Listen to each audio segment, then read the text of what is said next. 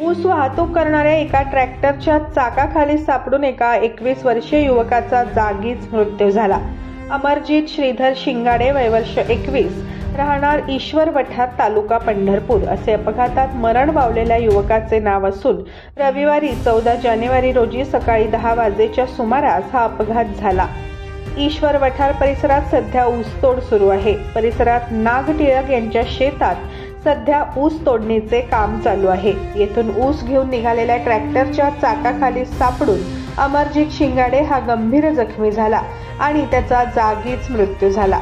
अमरजीत हा एकुलता एक मुलगा होता। त्याच्या अपघाताची वार्ता गावात वाऱ्यासारखी पसरली।